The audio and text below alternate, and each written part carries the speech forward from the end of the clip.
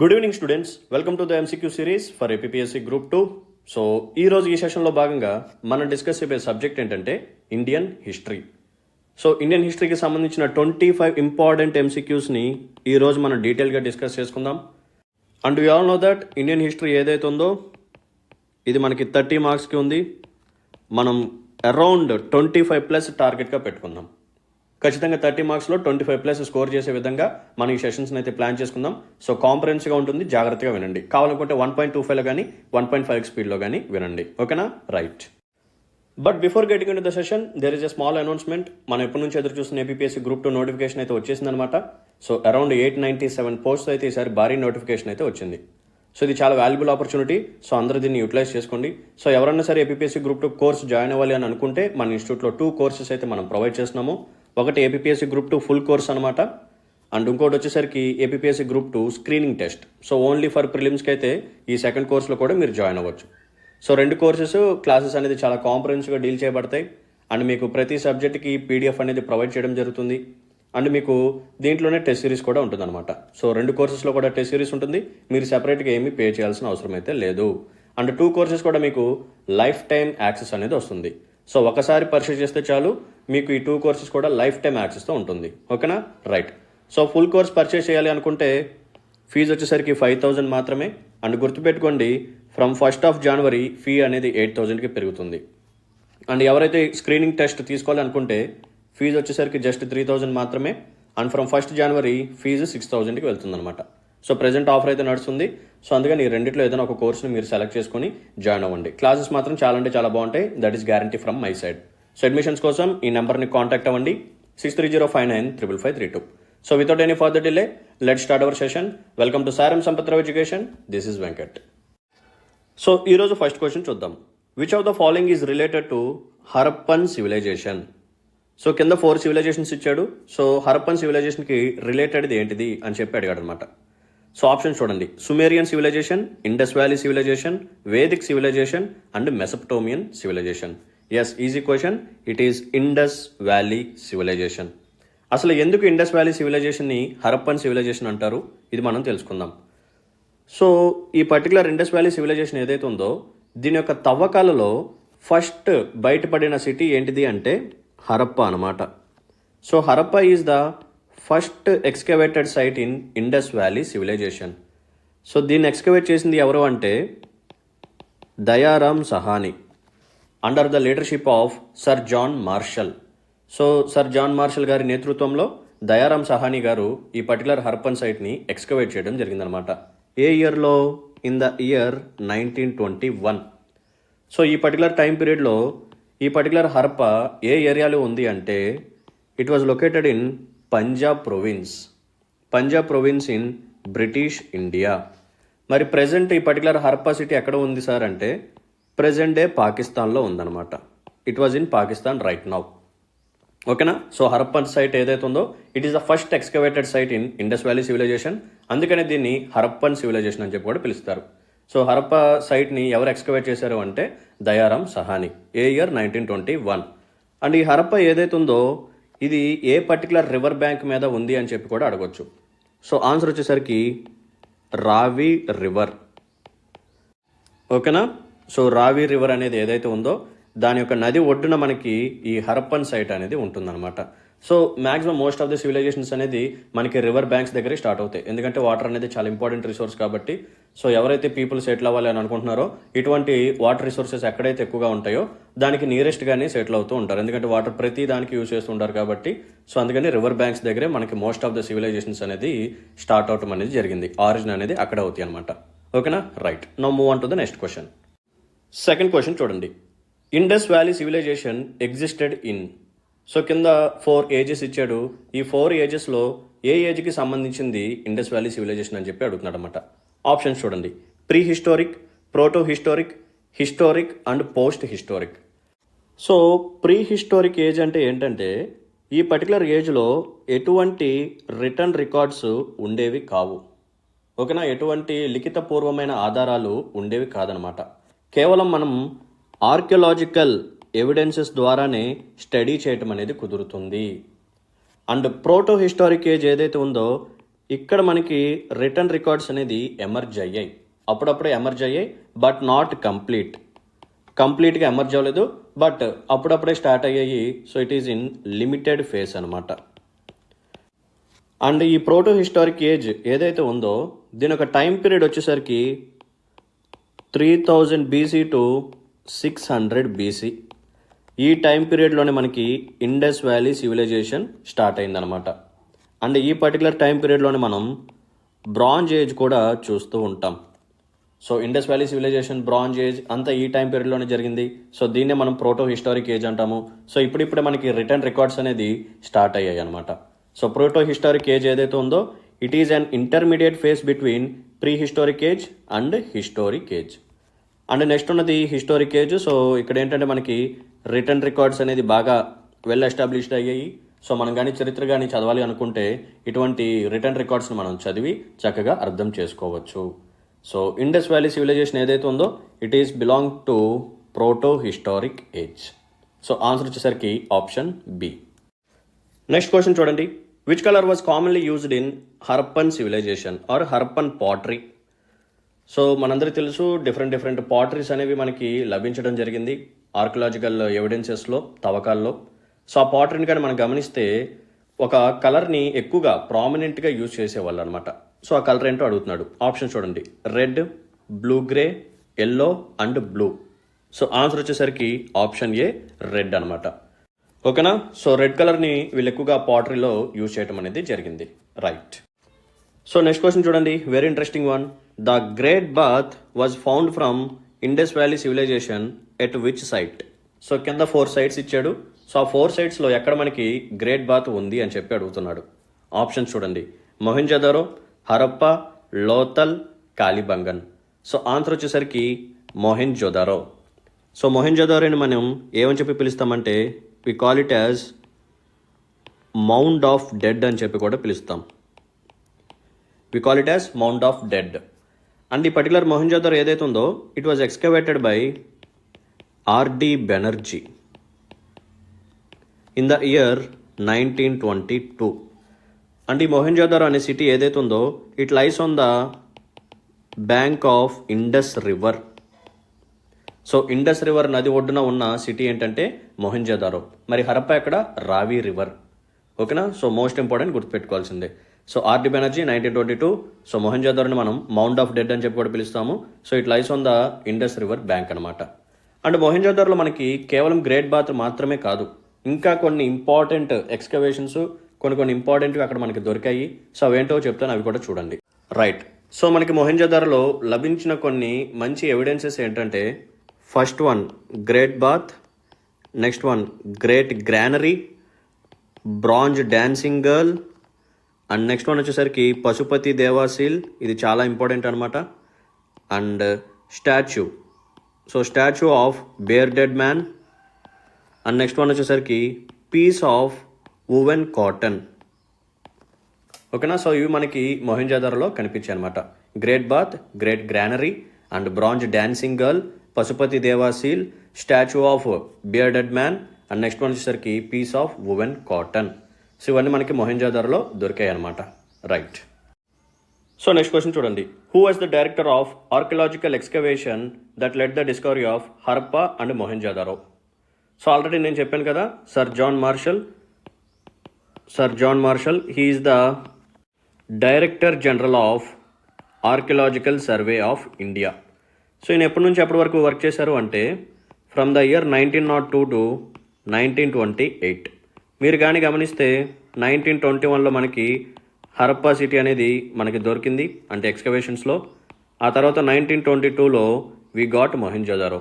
So ఈయన time పీరియడ్లోనే under the leadership of sir John Marshall మన దయారాం సహాని గారు కానీ లేకపోతే ఆర్డి బెనర్జీ గారు కానీ ఈ పర్టికులర్ హరప్పాని మొహెంజోదారోని ఎక్స్కవేట్ చేయడం జరిగిందనమాట. ఓకేనా? సో ఆన్సర్ వచ్చేసరికి sir John Marshall. Next question చూడండి, the term Aryan denotes ethnic గ్రూపా, నొమాటిక్ గ్రూపా, స్పీచ్ గ్రూపా, సుపీరియర్ రేసా? ఎస్. సో ఆన్సర్ వచ్చేసరికి సుపీరియర్ రేస్. సో మనకి పాత సాంస్క్రిట్ టెక్స్ట్లో ఆర్యన్ అంటే మీనింగ్ ఏంటంటే it is nothing but noble man అని చెప్పేవాళ్ళు. ఓకేనా? So Aryan depicts noble man. So nothing but superior race అని చెప్పి అర్థం అనమాట. రైట్. నెక్స్ట్ ఇంట్రెస్టింగ్ క్వశ్చన్ చూడండి అమ్మా. Which one of the following is the oldest వేద అని చెప్పి అడుగుతున్నాడు. సో మీ అందరికీ తెలుసు కదా, వేదాస్ ఉంటాయి, ఋగ్వేద, యజుర్వేద, సామవేద, అథర్వవేద. సో దీంట్లో ఓల్డెస్ట్ వేద ఏంటంటే ఆన్సర్ వచ్చేసరికి ఋగ్వేద అనమాట. సో ఈ ఋగ్వేద ఏదైతే ఉందో it is divided into 10 books or 10 mandalas అని చెప్పి కూడా పిలుస్తాం. ఏమని చెప్పి పిలుస్తాం? We call it as mandalas. So ఈ 10 మండలాస్లో థర్డ్ మండల ఏదైతే ఉందో దీంట్లోనే మనకి గాయత్రి మంత్ర కూడా ఉంది, మోస్ట్ ఇంపార్టెంట్. సో మనకి క్వశ్చన్ ఎలా రావచ్చు అంటే గాయత్రి మంత్ర ఈజ్ ప్రెజెంట్ ఇన్ విచ్ వేద అని చెప్పి కూడా అడగవచ్చు, ఋగ్వేద. అండ్ విచ్ మండల అని చెప్పి కూడా అడగవచ్చు, అది థర్డ్ మండల. ఓకేనా. అండ్ ఈ ఋగ్వేదలోనే మనకి 1028 హిమ్స్ ఉంటాయి. అంటే నథింగ్ బట్ వీటిని సూక్తాస్ అని చెప్పి కూడా పిలుస్తారు. ఓకేనా. టోటల్గా 1028 సూక్తాస్ ఉంటాయి అన్నమాట ఋగ్వేదలో. అండ్ ఇదే ఋగ్వేదలో they mentioned a word called dasa. Dasa అంటే ఏంటి అర్థం సార్ అంటే స్లేవరీ అని అర్థం. అండ్ ఇదే ఋగ్వేదలో they mentioned another word called sabha. Sabha అంటే మీ అందరికీ తెలుసు అని అనుకుంటున్నాను, assembly or assembly hall. So ఇలా ఋగ్వేదలో కొన్ని ఇంపార్టెంట్ పాయింట్స్ మనం నోట్ డౌన్ చేసుకొని వీటి మీద క్వశ్చన్స్ వస్తే ఆన్సర్ చేసేలాగా ఉండాలన్నమాట. సో ఋగ్వేద ఏదైతే ఉందో ఇట్ ఈస్ ద ఓల్డెస్ట్ వేద. 10 మండలాస్గా డివైడ్ చేశారు. దాంట్లో థర్డ్ మండలం మనకి గాయత్రి మంత్రం అనేది ఉంటుంది. అండ్ దీంట్లో టోటల్గా 1028 హిమ్స్ ఉంటాయి. అండ్ దీంట్లో దాస నథింగ్ బట్ స్లేవరీ అనే వర్డ్ని మెన్షన్ చేశారు. And Sabha nothing but assembly hall అనే వర్డ్ని కూడా వీళ్ళు మెన్షన్ చేయడం జరిగింది దీంట్లో. రైట్. నెక్స్ట్ క్వశ్చన్ చూడండి. విచ్ మండల of the Rigveda is completely dedicated to Soma? 7th మండల, 8th మండల, 9th అండ్ 10th మండల. ఇందాక చెప్పాను కదా ఋగ్వేదలో 10 మండలాస్ ఉంటాయి. సో ఆన్సర్ వచ్చేసరికి 9th మండల. సో 9th మండల ఏదైతే ఉందో it is completely dedicated to Soma. So దీన్నే సోమ మండల అని చెప్పి కూడా పిలుస్తారు. సో సోమ అంటే ఏంటంటే it is nothing but it is used to depict god, used to depict a plant or used to represent a drink. So ఈ డ్రింక్ ఏదైతే ఉందో, సోమ అనే డ్రింక్ ఏదైతే ఉందో దీని కానీ తాగితే ఇమ్మోర్టాలిటీ వస్తుంది అని చెప్పి అంటారన్నమాట. అండ్ ఈ పర్టికులర్ 9th మండలాలో టోటల్గా 114 హిమ్స్ ఉంటాయి. అండ్ ఈ హిమ్స్ ఏవైతే ఉన్నాయో దే అడ్రస్డ్ సోమ, పావ, మన. ఓకేనా. సో 9th మండల ఏదైతే ఉందో ఇది కంప్లీట్గా ఇట్ ఈస్ డెడికేటెడ్ టు సోమ. అందుకని దీన్ని సోమ మండల అంటారు. సో సోమ అనే వర్డ్ని గాడ్కి యూజ్ చేస్తారు, లేకపోతే ఒక ప్లాంట్కి యూజ్ చేస్తారు, ఒక డ్రింక్కి కూడా యూజ్ చేస్తారు. ఆ డ్రింక్ ఏదైతే ఉందో it gives immortality. Right. Next one చూడండి. The main theme of Upanishads is. So Upanishads యొక్క మెయిన్ థీమ్ ఏంటని చెప్పి అడుగుతున్నాడు. Social structure, philosophy, law, state. Answer వచ్చేసరికి ఫిలాసఫీ అనమాట. ఉపనిషద్స్ మీనింగ్ ఏంటంటే ఫస్ట్ ఉప అంటే ఏంటంటే నియర్, దగ్గరగా. షద్ అంటే ఏంటంటే టు సిట్. ఓకేనా. సో టోటల్ మీనింగ్ ఏమొస్తుంది అంటే sitting near to the feet of teacher. So గురువు పాదాల దగ్గర కూర్చోటాన్ని ఉపనిషద్ అని చెప్పి పిలుస్తారన్నమాట. ఓకేనా. రైట్. సో ఈ ఉపనిషత్స్ ఏవైతే ఉన్నాయో దీంట్లో మనకి ఫిలాసఫీస్ ఉంటాయి అనమాట. సో డిఫరెంట్ ఫిలాసఫీస్ ఉంటాయి అండ్ డిఫరెంట్ ఉపనిషత్స్ కూడా ఉంటాయి. సో వాటిలో మనకి ఇంపార్టెంట్గా కనిపించేవి ఏంటంటే కథా ఉపనిషత్తు, కీనా ఉపనిషత్తు, ముండక ఉపనిషత్తు, తైత్రేయ ఉపనిషత్తు, చందోగ్య, బృహదారణ్యక, మండూక్య, ఐత్రేయ, ఇలా కొన్ని ఫేమస్ ఉపనిషత్స్ ఉంటాయి అన్నమాట. సో ఇవన్నీ ఫిలాసఫీస్ చెప్తూ ఉంటాయి. ఓకేనా. రైట్. సో నెక్స్ట్ క్వశ్చన్ చూడండి. In the Rigvedic period people believed mainly in what? Option A idol worship, option B one god belief, option C goddess worship, option D sacrifice and rituals. Rigvedic time పీరియడ్లో ప్రజలు దేని మీద ఎక్కువగా నమ్మకం ఉంచేవాళ్ళు? అంటే విగ్రహాలని పూజించటంలోనా, లేకపోతే దేవుడు ఒకే దేవుడు ఉంటాడు అని చెప్పి నమ్మేవాళ్ళ, లేకపోతే దేవతల్ని పూజించటమా, లేకపోతే సాక్రిఫైస్ అండ్ రిచువల్స్ ఎక్కువగా చేసేవాళ్ళ? ఆన్సర్ వచ్చేసరికి yes, sacrifices and rituals. So ఈ వేదాస్లో మనకి హిమ్స్ ఇవన్నీ ఎందుకంటే రిచువల్స్ పెర్ఫామ్ చేయడానికి అనమాట. రిచువల్ ఎలా పర్ఫామ్ చేసేటప్పుడు ఏమేమి మంత్రాలు మనం చదవాలి, వీటి గురించి అన్ని దీంట్లోనే ఉంటాయి. సో సాక్రిఫైసెస్కి ఎక్కువగా ఇంపార్టెన్స్ ఇచ్చేవాళ్ళు. సో వీటిని ఏమని చెప్పి పిలుస్తారంటే యజ్ఞ అని చెప్పి కూడా పిలుస్తారు. తర్వాత అది యజ్ఞాలని కూడా మారింది పదం. ఓకేనా, right. Now move on to the next question. So next question చూడండి, very interesting one. Which of the events of Buddha's life is known as Mahabhinishkramana? So మనకేంటంటే బుద్ధిజంలో కొన్ని ఈవెంట్స్ ఉంటాయి, వాటిని డిఫరెంట్ నేమ్స్తో పిలవటం అనేది జరుగుతుంది. నిర్వాణ, మహాభి నిష్క్రమణ, ఇలా కొన్ని ఉంటాయి అనమాట. సో వాటి గురించి కూడా మనం తెలుసుకోవాలి. సో మహాభి నిష్క్రమణ అంటే ఏంటో మనం తెలుసుకుందాం. ఆప్షన్స్ చూడండి. His death, his birth, his departure from home, his attainment of enlightenment. So answer వచ్చేసరికి his departure from home. So Gautama Buddha. So ఈయన యొక్క చైల్డ్హుడ్ నేమ్ ఏంటంటే Siddhartha.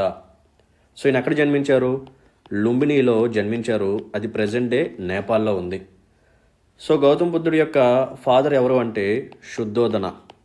So he belongs to Shakya clan. And Gautama బుద్ధుడి యొక్క మదర్ ఎవరు అంటే Mayadevi. She belongs to Koliyan clan. ఓకేనా. So వీళ్ళిద్దరికి జన్మించిన పర్సనే గౌతమ బుద్ధ. అండ్ గౌతమ బుద్ధుడు ఎవరైతే ఉన్నారో అతనికి 29 years వచ్చినప్పుడు హీ లెఫ్ట్ హిస్ హోమ్, ఇల్లు వదిలేసి వెళ్ళిపోయాడు అనమాట. సో ఆ పర్టికులర్ ఈవెంట్ని మహాభి నిష్క్రమణ అని చెప్పి పిలుస్తారు. And at the age of 80 he died. ఎక్కడ చనిపోయారు? కుషీనగర్లో మరణించడం అనేది జరిగింది. ఎక్కడ? ఉత్తరప్రదేశ్లో. సో ఈ పర్టికులర్ ఈవెంట్ని మహాపరినిర్వాణ అని చెప్పి మెన్షన్ చేస్తారు. మహాభి నిష్క్రమణ అంటే ఏంటంటే ఇంటి నుంచి అతను వెళ్ళిపోయిన ఈవెంట్ ఏదైతే ఉందో దాన్ని అంటారు మహాభి నిష్క్రమణ. అండ్ నెక్స్ట్ ఏంటంటే అతను మరణించిన ఫేస్ ఏవైతే ఉందో, అంటే యాక్చువల్గా it is not like A death అనమాట. సో వాళ్ళు ఎలా ట్రీట్ చేసేవాళ్ళు అంటే బుద్ధిజంలో, సో ఎంటైర్ లైఫ్ అనేది ఒక సైకిల్ లాగా ట్రీట్ చేసేవాళ్ళు. మరణించడం చనిపోవటం. సో ఈ సైకిల్ అనేది ఎప్పుడు బ్రేక్ అవుతుంది అంటే ఎప్పుడైతే ఆ పర్టికులర్ పర్సన్ శాల్వేషన్ని పొందుతాడో, మోక్షాన్ని పొందుతాడో, అప్పుడు అతను ఈ పర్టికులర్ సైకిల్ని బ్రేక్ చేస్తాడనమాట. సో ఇంకా అతను మళ్ళీ తిరిగి జన్మించడు. ఓకేనా. సో ఎప్పుడైతే ఒక పర్సన్ శాల్వేషన్ని పొంది మరణిస్తారో ఆ పర్టికులర్ ఈవెంట్ని మహాపరినిర్వాణ అని చెప్పి పిలుస్తారు. ఓకేనా. So at the age of 80 so Gautama Buddha died in the place Kushinagar. Present అది ఉత్తరప్రదేశ్లో ఉందన్నమాట. సో ఆ ఈవెంట్ని మహాపరినిర్వాణ అని చెప్పి పిలుస్తారు. ఓకేనా, right. Now move on to the next question. So ఈ క్వశ్చన్ చూడండి అమ్మా, ఆల్రెడీ ఆన్సర్ నేను ఇందాకే చెప్పేశాను. So easy question. Mahaparinirvana temple is located at. ఎక్కడ లొకేషన్ అని చెప్పి అడుగుతున్నాడు అనమాట. ఆప్షన్స్ చూడండి. కుషీనగర్, సార్నాథ్, బోధ్గయ, శ్రవస్తి. సో ఆన్సర్ వచ్చేసరికి Kushinagar. It was located in Uttar Pradesh. ఓకేనా. సో ఇక్కడే మన గౌతమ బుద్ధ మరణించడం జరిగింది at the age of 80. So he attained Mahaparinirvana, శాల్వేషన్ని పొందాడు. ఓకేనా, రైట్. నెక్స్ట్ క్వశ్చన్ చూడండి. Who was Alara Kalama? So Alara Kalama అంటే ఎవరు? A disciple of Buddha, a distinguished Buddhist monk, a king of Buddha's time, a teacher of Buddha. So answer వచ్చేసరికి a teacher of Buddha. So Alara Kalama అనే person ఎవరైతే ఉన్నారో he is the teacher of Buddha అనమాట. So బుద్ధుడికి అతను teaching ఇప్పించి so meditation ఎలా చేయాలి, ఓకేనా, సో ఇవన్నీ ఆయనకి ఇతనే నేర్పించారనమాట. సో తర్వాత ఏం జరిగిందంటే మన గౌతమ బుద్ధ ఎవరైతే ఉన్నారో అతను ఈ టీచర్ యొక్క రేంజ్కి వెళ్ళిపోయాడు అనమాట. అంటే ఇన్ టర్మ్స్ ఆఫ్ మెడిటేషన్లో కానీ, ఓకేనా, ఆ పర్టికులర్ టీచింగ్స్లో కానీ, స్టాండర్డ్స్లో కానీ అలారా కలామా రేంజ్కి వెళ్ళిపోయాడు. సో ఇంకా అతను ఏమన్నాడంటే నేను ఇక నీకు టీచ్ చేయలేను, నీ స్టాండర్డ్స్ పెరిగిపోయాయి, you are almost equal to me, so నువ్వు ఇంకా వేరే వాళ్ళకి టీచ్ చెయ్యి, ఇంకా నేను నీకు టీచ్ చేయడం కరెక్ట్ కాదని చెప్పి ఆయన చెప్పాడనమాట. అర్థమైందా?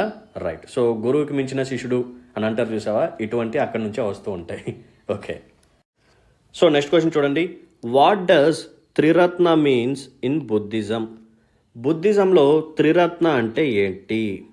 సో ఇక్కడ త్రిరత్నాన్ని ఇంకొక పదంతో కూడా రాస్తారు. అదేంటంటే 3 జ్యువెల్స్. సో రత్నాలు అంటే జ్యువెల్స్ కదా, సో త్రిరత్న అంటే 3 జ్యువెల్స్ అని చెప్పి కూడా అర్థం. సో బుద్ధిజంకి సంబంధించిన త్రిరత్నాస్ అంటే ఏంటి? సో ఆన్సర్ వచ్చేసరికి బుద్ధ, ధమ్మ, సంఘ. సో గౌతమ బుద్ధుడు. అండ్ నెక్స్ట్ వన్ వచ్చేసరికి ధమ్మ అంటే ఏంటంటే టీచింగ్స్ ఆఫ్ బుద్ధ. సో బుద్ధుని యొక్క టీచింగ్స్ ఏవైతే ఉన్నాయో సో వాటిని కూడా ఒక వాల్యుబుల్ రత్నాల్లాగా చూసేవాళ్ళు అనమాట, జ్యువెల్స్ లాగా. అండ్ అతని తర్వాత నథింగ్ బట్ బుద్ధ ధమ్మ తర్వాత ఉన్నది ఏంటంటే సంఘ. సంఘ అంటే ఏంటంటే ఫాలోవర్స్ ఆఫ్ బుద్ధిజం. ఓకేనా. So followers of Buddhism or community of Buddhism.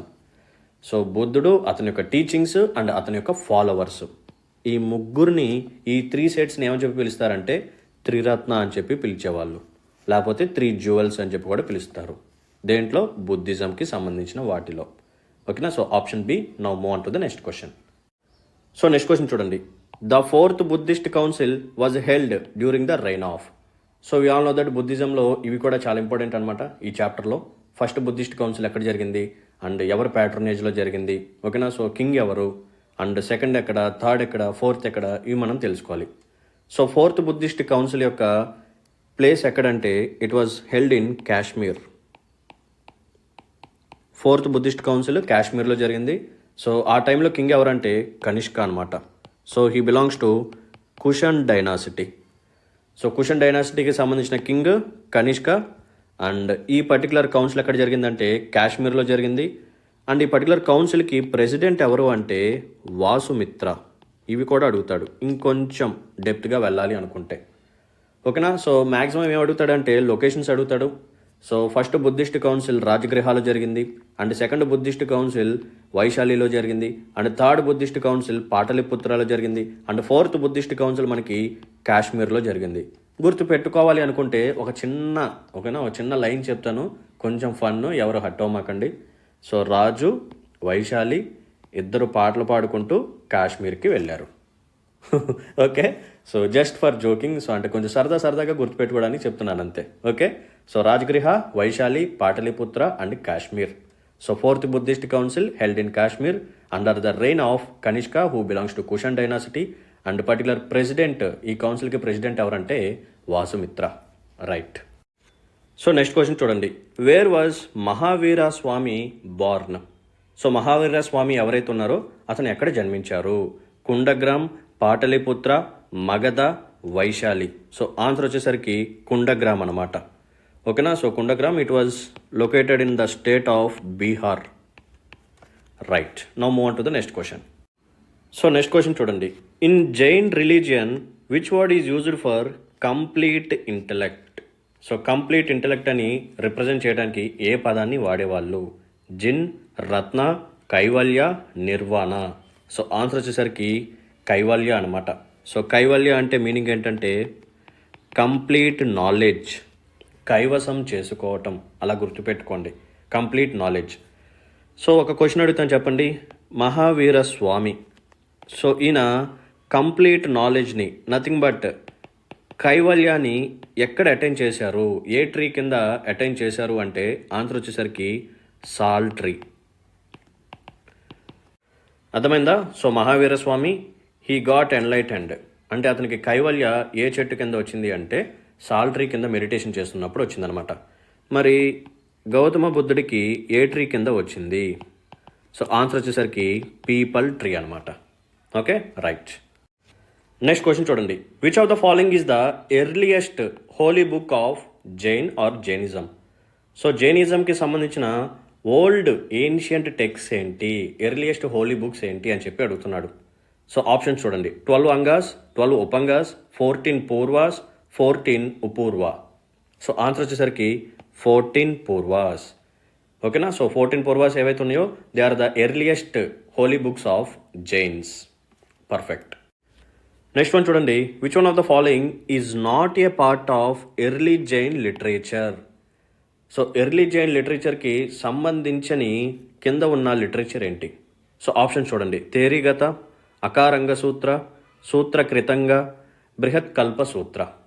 So answer వచ్చేసరికి తేరీగత. సో ఈ తేరీగత అనే లిటరేచర్ ఏదైతే ఉందో ఇట్ బిలాంగ్స్ టు బుద్ధిజం. ఇది అసలు జైనిజంకి సంబంధించిన బుక్ కాదనమాట, జైనిజంకి సంబంధించిన లిటరేచర్ కాదు. సో ఈ తేరీగత ఏదైతే ఉందో it is a Buddhist scripture. Okay. Right. And ఈ కింద 3 ఏవైతే ఉన్నాయో they are related to Jainism. Right. So next question చూడండి. Very interesting one. The first disciple of Lord Mahavir was. So Lord Mahavir ఎవరైతే ఉన్నారో అతనికి యొక్క ఫస్ట్ డిసైపుల్ ఎవరు అంటే మొదటి శిష్యుడు ఎవరు? Jamali, Yashoda, Bipin, Prabhas. Oh okay. So answer వచ్చేసరికి జమాలి అనమాట. ఓకేనా. సో ఈ జమాలి ఎవరైతే ఉన్నారో he is the first disciple of Lord Mahavir. And మీ అందరికీ తెలియాల్సిన ఒక ఇంపార్టెంట్ పాయింట్ ఏంటంటే ఈ జమాలి ఎవరో కాదు, he is son in law. ఎవరికి son in law? Lord Mahavir గారికే. సో ఆయన యొక్క అల్లుడు అనమాట. సో లార్డ్ మహావీర్ ఎవరైతే ఉన్నారో ఆయనకి ఒక డాటర్ ఉన్నారు. సో ఆ డాటర్ పేరేంటంటే అనోజ. సో ఏమని చెప్పి పిలుస్తారంటే ఇంకొక నేమ్ ప్రియదర్శన. సో ఈ జమాలి ఎవరైతే ఉన్నారో he married to her. Anojja యొక్క హస్బెండే జమాలి. అండ్ ఈయనే లార్డ్ మహావీర్కి ఫస్ట్ డిసైపుల్ అనమాట, మొదటి శిష్యుడు. ఓకే. సో ఆన్సర్ వచ్చేసరికి option A Jamali. So next question చూడండి. Which one of the following was a Shaiva sect in ancient India? So మీ అందరికీ తెలుసని అనుకుంటున్నాను. శైవిజం ఒక సైడు, వైష్ణవిజం ఒక సైడు, శైవైట్స్ ఒక సైడు, వైష్ణవైట్స్ ఒక సైడు. సో ఈ శైవైట్స్ ఎవరైతే ఉన్నారో they are followers of Lord Shiva, they worship Lord Shiva. And Vaishnavites ఎవరైతే ఉన్నారో they also worshipped Lord Vishnu. So వీళ్ళిద్దరికి పడేది కాదనమాట, అవునా? సో క్వశ్చన్లో ఏమడుగుతున్నాడంటే కింద 4 ఆప్షన్స్ ఇచ్చి దీంట్లో ఈ శైవిజం ఆర్ ఈ శైవ సెక్ట్ ఒకటి చెప్పండి అని చెప్పి అడుగుతున్నాడు. సో ఆన్సర్ వచ్చేసరికి మత్త మయూర. సో మత్త మయూర ఏదైతే ఉందో it is a Shaiva sect అనమాట. అండ్ దీని గురించి ఎక్కడ మెన్షన్ చేసి ఉంది అంటే on Cheda dynasty inscriptions.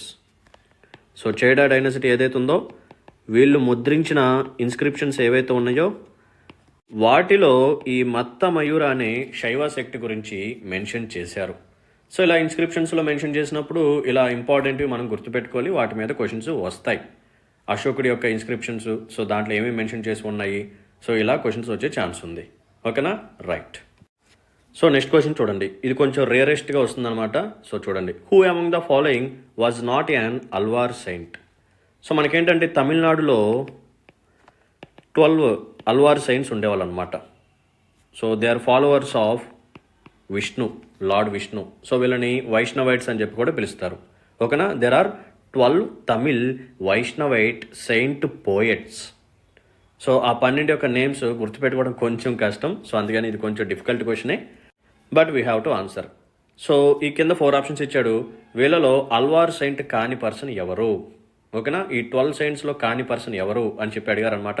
So answer వచ్చేసరికి Thirugyan. So he is not an Alvar saint. And వీళ్ళ ముగ్గురు అల్వార్ సెయింట్సే. సో టోటల్గా 12 ఉంటారు. సో వీళ్ళే తమిళనాడులో దే స్టార్టెడ్ వైష్ణవైట్ భక్తి మూమెంట్. ఇన్ తమిళనాడు. ఓకేనా, రైట్. సో నెక్స్ట్ క్వశ్చన్ చూడండి, the originator of Bhagavata religion. So Bhagavata రిలీజియన్కి ఆరిజినేటర్ ఎవరు? జనక్, కృష్ణ, యజ్ఞవల్క్య, సూర్దాస్. సో ఆన్సర్ వచ్చేసరికి కృష్ణ. సో కృష్ణుడు ఎవరైతే ఉన్నారో so he belongs to Mathura. So ఈయన దగ్గర నుంచి మనకి ఈ భాగవత రిలీజన్ అనేది స్టార్ట్ అయిందనమాట. సో అక్కడ నుంచి మనకి భాగవతిజం అనేది స్టార్ట్ అయింది. So people tend to worship all forms of Lord Vishnu భాగవతిజంలో. సో విష్ణుమూర్తికి సంబంధించిన అన్ని అవతారాలని సో పూజిస్తూ ఉంటారన్నమాట ఇందులో భాగవతిజంలో. ఓకేనా, అండ్ ఈ భాగవత రిలీజన్కి ఆరిజినేటర్ ఎవరు? లార్డ్ కృష్ణ. ఓకేనా, right. Now move on to the next question. Next question చూడండి, the ancient place where the narration of entire Mahabharata was read in the conference of 60,000 hermits. So hermits అంటే ఏంటమ్మా? సన్యాసులు అని చెప్పి అర్థం అనమాట. సో 60,000 మంది సన్యాసులు ఒక ఫారెస్ట్ ప్లేస్లో మీట్ అయ్యారు. సో మీట్ అయ్యి ఎంటైర్ మహాభారతాన్ని నరేట్ చేయడం జరిగింది. సో వీళ్ళకి ఎవరు నరేట్ చేశారు అంటే సుత గోస్వామి గారు నరేట్ చేశారన్నమాట మహాభారతాన్ని. సో ఆ ప్లేస్ ఏంటి అని చెప్పి అడుగుతున్నాడు. సో ప్లేస్ వచ్చేసరికి నైమిషారణ్య. ఓకేనా, సో నైమిషారణ్య ఏదైతే ఉందో it is a dense forest. It is an ancient forest. అక్కడ 60,000 మంది సన్యాసులు మీట్ అయ్యి ఈ ఎంటైర్ మహాభారత గురించి డిస్కస్ చేయటం అనేది జరిగింది. సో వాళ్ళందరికీ నరేట్ చేసిన పర్సన్ ఎవరంటే సుత గోస్వామి. ఓకేనా, right. So last question of the day, in the context of Indian culture who among the following is called as Ananga? So Ananga అని చెప్పి ఎవరిని పిలుస్తాము అని చెప్పి అడుగుతున్నారు. ఆప్షన్ చూడండి, శివ, కృష్ణ, కామ, లక్ష్మణ్. సో ఆన్సర్ వచ్చేసరికి కామ, నథింగ్ బట్ కామదేవుడు. సో కామదేవుడు ఎవరైతే ఉన్నారో ఇతను ఎవరంటే he is an Hindu god of human love and desire. So కామదేవుడు ఎవరైతే ఉన్నారో he is the Hindu god of human love or desire. ఓకేనా. అండ్ ఇంకొక పాయింట్ ఏంటంటే ఇతనికి ఒక వైఫ్ కూడా ఉన్నారు. ఆ వైఫ్ పేరు ఏంటంటే రతి. అండ్ ఈ కామదేవుడు ఎవరైతే ఉన్నారో ఈయనకి డిఫరెంట్ నేమ్స్ ఉండేవన్నమాట. అనంగ, ఓకేనా. సో క్వశ్చన్లో అదే ఉంది, అనంగ, కందర్ప, మన్మద, మదన, ఇలా డిఫరెంట్ నేమ్స్ ఉంటాయి అన్నమాట. సో ఆల్రెడీ అనంగ మీద క్వశ్చన్ వచ్చింది. సో ఒకవేళ వస్తే కందర్ప అంటే ఎవరిని అంటాము? సో కందర్ప అన్నా సరే, అనంగ అన్నా సరే కామదేవుడిని రిప్రజెంట్ చేస్తూ ఉంటారు. సో మన్మద అన్నా సరే కామదేవుడే. ఓకేనా, రైట్. సో దీంతో మనం ఈరోజు డీటెయిల్డ్గా 25 హిస్టరీ క్వశ్చన్స్ని సాల్వ్ చేసాము. So thanks for watching this video. So మీకు కానీ నాకు ఎక్స్ప్లెనేషన్ కానీ నచ్చినట్టయితే, ఇలా నా నుంచి మరిన్ని వీడియోస్ కానీ మీరు కోరుకుంటే please hit the like button and మీ యొక్క వాల్యుబుల్ కామెంట్ని మెన్షన్ చేయండి. ఇంకెవరైనా సరే మన ఛానల్ని సబ్స్క్రైబ్ చేసుకునే వాళ్ళు ఉంటే ప్లీజ్ డూ సబ్స్క్రైబ్.